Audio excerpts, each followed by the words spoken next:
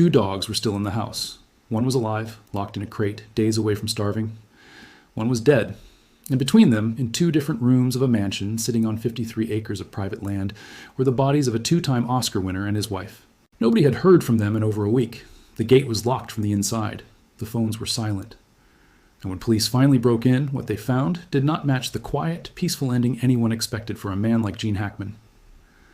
This is the real story of what happened inside that house, pieced together from the sheriff's own case file, the toxicology report, and the medical examiner's findings. No guessing, no myths, just what actually happened, in the order it happened, and why it took investigators months to fully understand it.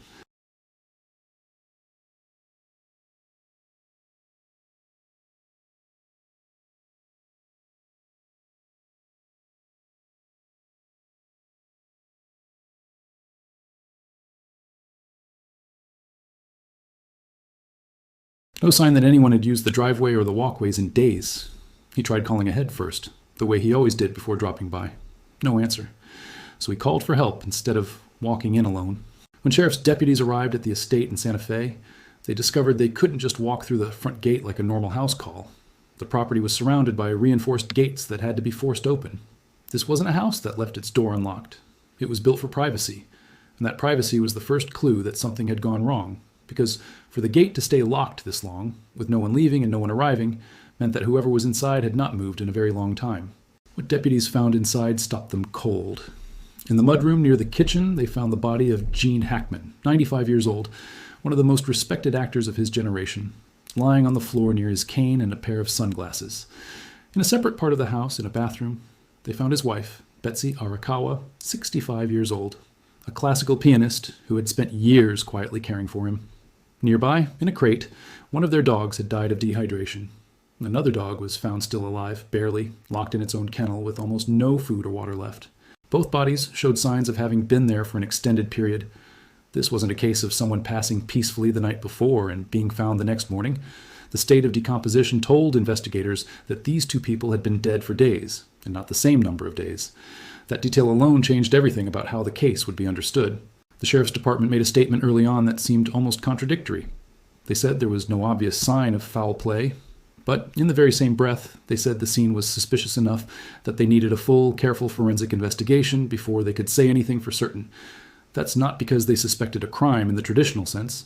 It's because when 2 people are found dead together, days apart, in a sealed house with an empty gun safe, dragged furniture, disturbed books, and a dead pet locked in a room without food, you don't get to skip the hard questions. You have to answer them properly, or you don't get to call it closed. And so began one of the strangest and saddest investigations in recent Hollywood history. Not because of any conspiracy, but because of how ordinary and human the real explanation turned out to be, once investigators pieced it together month by month. The first real breakthrough came from something most people never think about: a woman's internet search history and phone records.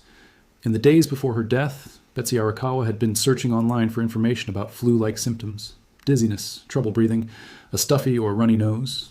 These are the kinds of searches anyone might run when they're feeling off and trying to self-diagnose before deciding whether to see a doctor. On the morning of February 12th, her phone showed 3 outgoing calls to a local health clinic in Santa Fe called Cloudberry Health. Later that same day, the clinic called her back. That return call went unanswered. It was the last recorded interaction she had with anyone outside that house. After that call went unanswered, there was no more outgoing activity from her phone, no more emails, no more messages, nothing. She was found on the bathroom floor near a space heater. Investigators also found a bottle of pills nearby, which understandably raised concern at first. But testing confirmed those pills were simply her prescribed thyroid medication, nothing unusual, nothing that pointed to an overdose or any kind of deliberate act. Whatever killed Betsy Arakawa, it wasn't in that pill bottle. The real answer took months to confirm because it required detailed laboratory work. On April 29, 2025, the New Mexico Medical Examiner's Office released the final autopsy report. Betsy Arakawa had died from a condition called hantavirus pulmonary syndrome. If you've never heard of hantavirus, that's because it's rare, genuinely rare, only a few dozen cases reported in the entire country most years. It spreads through contact with the droppings, urine or saliva of infected rodents, usually deer mice. Someone can catch it just by breathing in contaminated dust in an enclosed space like a shed, a garage, or a room that hasn't been cleaned in a while. The disease starts deceptively mild: fatigue, fever, muscle aches. It feels like the flu, which is exactly why Betsy searched for flu symptoms online instead of immediately rushing to a hospital.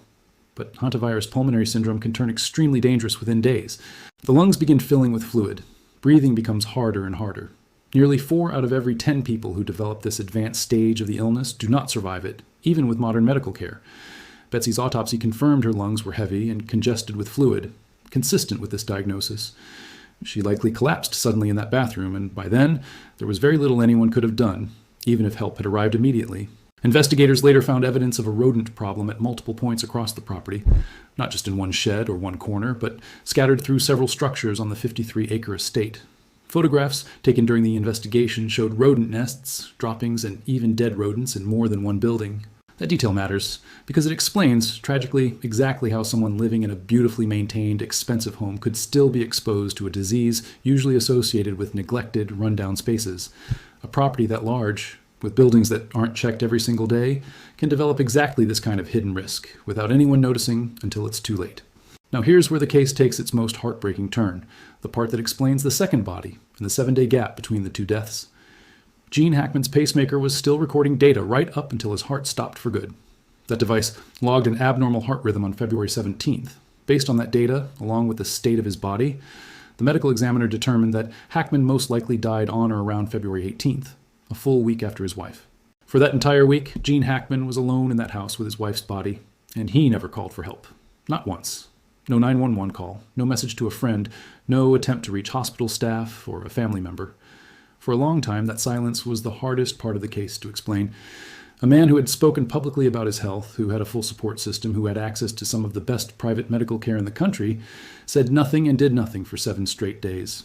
The autopsy gives us the answer, and it is not a conspiracy. It's a disease that quietly steals a person's understanding of the world around them. Hackman's autopsy confirmed that he was in the advanced stages of Alzheimer's disease. His toxicology results also showed a low level of acetone in his blood, a marker that shows up when the body has gone without food for an extended period, meaning Hackman had not eaten properly in the days before his death. Piece those two facts together and a very different picture forms. This was not a man choosing silence. This was very likely a man whose mind could no longer process what had happened in that bathroom days earlier. Alzheimer's at an advanced stage doesn't just affect memory. It can strip away a person's ability to understand time, to recognize emergencies, to know who to call or how to call them, sometimes even to recognize that someone they love has died. It's entirely possible that Gene Hackman spent his final week in that house not in grief and not in hiding, but in confusion so deep that his mind simply could not register the full weight of what had happened around him. His heart, already weakened by years of cardiac issues including a prior valve replacement and irregular heart rhythm, gave out under the stress of that week alone, without proper food, without his wife's care, which had clearly kept him stable for years. That's the answer investigators eventually settled on. Betsy Arakawa cared for her husband every single day as his condition progressed. She was, by every account from the people who did occasionally interact with the couple, devoted to him completely. When she died suddenly and quietly from an illness nobody saw coming, the one person left in that house was someone who, because of his own illness, may not have even understood that she was gone. Sheriff Adam Mendoza confirmed publicly that there was no foul play involved in either death. The medical examiner confirmed no external trauma on either body. Both deaths were ruled natural. Heart disease, worsened by advanced Alzheimer's and a week without food for him.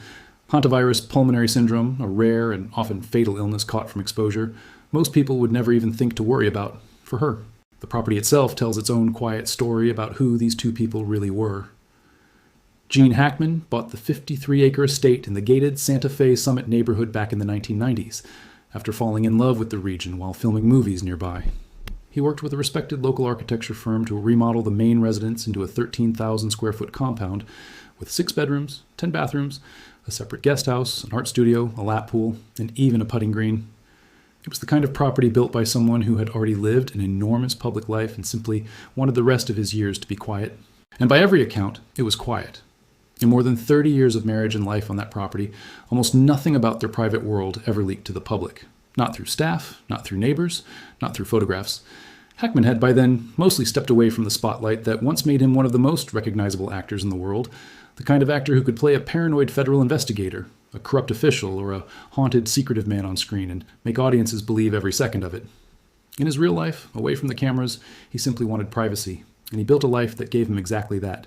That same privacy, the very thing that made his final decades so peaceful, is part of what made his final days so tragic. There was no live-in staff checking in daily by the time of his death, no routine visitor who would have noticed the silence sooner. The isolation that protected his peace for 30 years left almost no safety net in the one moment it was needed most.